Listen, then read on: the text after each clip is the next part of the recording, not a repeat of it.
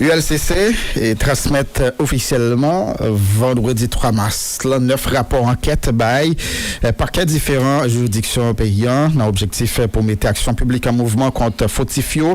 Rapport ça a visé anciens parlementaires, autorités locales, anciens fonctionnaires, l'État, l'administration publique, de la douane, APN, caisse assistance sociale, UCAS, institutions dans le domaine éducation et la trier.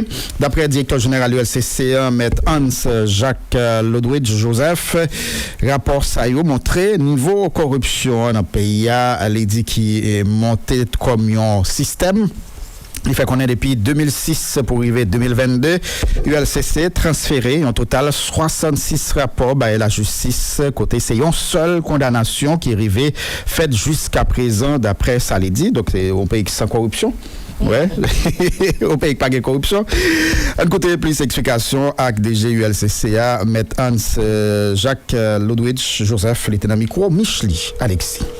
Aujourd'hui, encore, ce 3 mars 2023, l'ULCC répond dignement à sa mission salvatrice de protéger les biens publics en tenant pour responsables ceux et celles qui piquent les maigres ressources de l'État.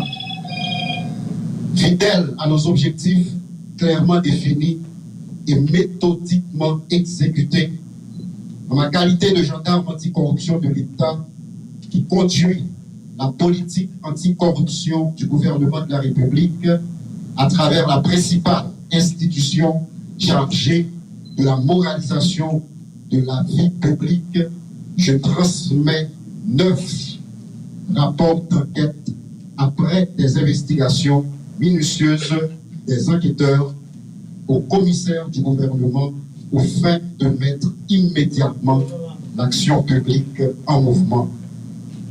Ces rapports, fruits d'un ensemble d'actes complexes et de démarches éreintantes, mettent en lumière le niveau de gravité de la situation d'opacité, d'absence évidente de transparence et d'honnêteté de quasiment toute l'administration publique nationale.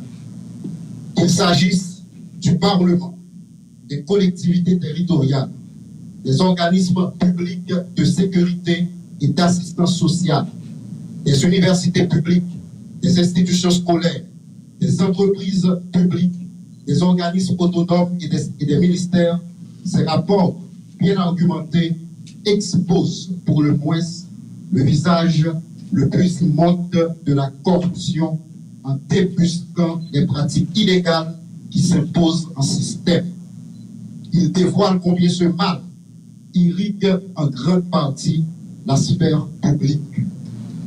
Nos rapports, en ciblant généralement la corruption dans les écoles et dans les universités, sont plus que de simples documents juridiques bien construits qui établissent des actes de corruption.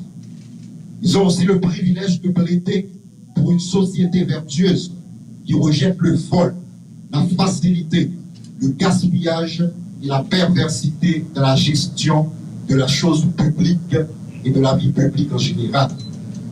En identifiant sans équivoque les agents infracteurs et en favorisant le contrôle citoyen de la société civile, ces rapports de l'unité de lutte contre la corruption portent en leur propre sein les sanctions appropriées en attendant que la justice se décide de jouer le rôle pour lequel elle existe.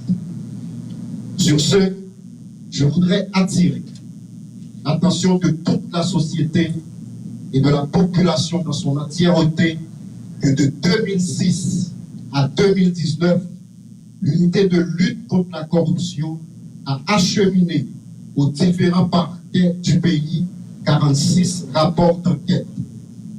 De mon accession aux commandes de l'institution en date du 27 juillet 2021 à août 2022, mon administration en a transmis 20. Un total de 66 dossiers pour une seule condamnation, pour 5 acquittements, un non-lieu et 60 dossiers non traités et qui pourrissent dans les tiroirs de la justice dans l'indifférence totale et révoltante. Ce bilan établit que le cancer appelé corruption se nourrit de l'impunité. L'absence de sanctions à travers des procès par les autorités judiciaires conforte les corrompus et les corrupteurs dans leur sale besogne.